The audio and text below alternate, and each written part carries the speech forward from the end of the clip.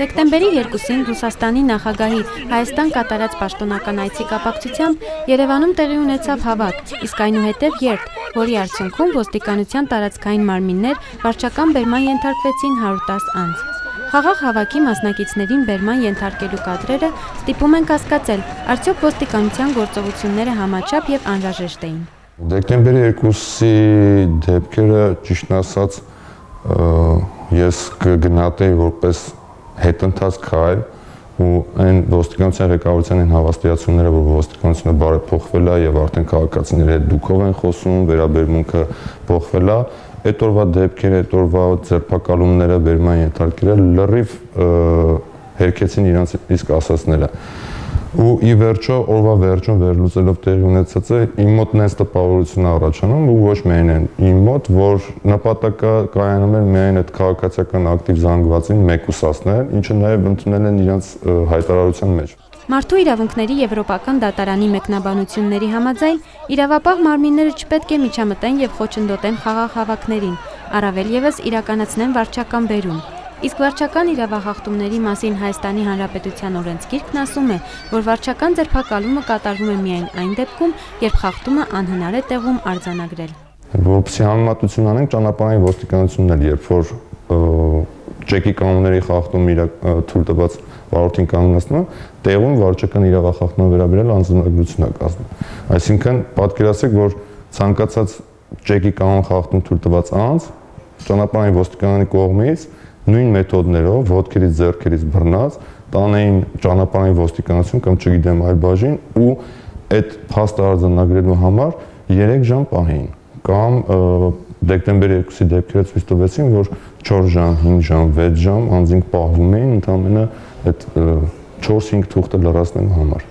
Ամեն տարի ոստիկանության ծառայողների առնվազն 1/3-ն անցնում է պարտադիր վերապատրաստումներ եւ ատեստավորում։ ԵԱՀԿ-ի հետ համագործակցության շրջանակում անցկացվում են զանգվածային միջոցառումների ժամանակ ոստիկանության վարվելակերպին վերաբերող դասընթացներ։ Հա, տեսանելի է, որ դուքով են խոսում հիմնականում քաղաքացիների հետ, բայց այդ դուքով խոսալու հետ մեկտեղ կարող են ուղղակի ասենց հափշտակել քաղաքացու ձեռից վրանը ու վազել տանել շատ ուրախ դեմքով, որը որ հաստատ ոստիկանի գործառույթների մեջ չի մնում։ Նույն ակցիաների հետ կապված տեսագրություններից կարող եք դիտել, թե ինչպես է ոստիկանը ուղղակի մտնում լեզվակռվի մեջ քաղաքացու հետ կամ նրան դիմում արա, հետո այդ իր ֆիքսվածից հրաժարվում, թե ես արան ուղղակի ասել եմ խոսքի մեջ։ Նման վարքը ոստիկանին, հատկապես արտաքին ծառայություն իրականացնող, որը ամեն րոպե քաղաքացիների հետ շփվում է, անթույլատրելի է։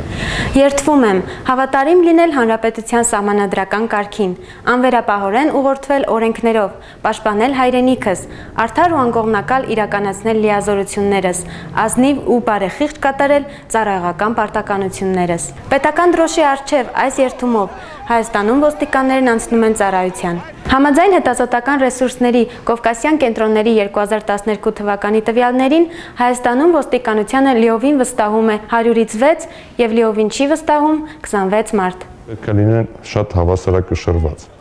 Դրա համար պետք է ոստիկանները իրենց աշխատանքից բավարարված զգան։ Այսինքն նրանք եւս պետք է լինեն որոշակի չափով ազատ,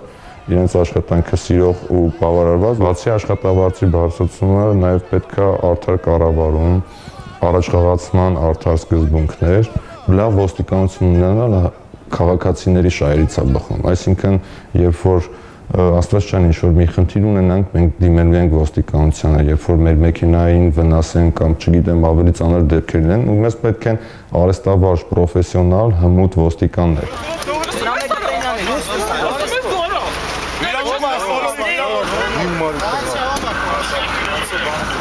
Barang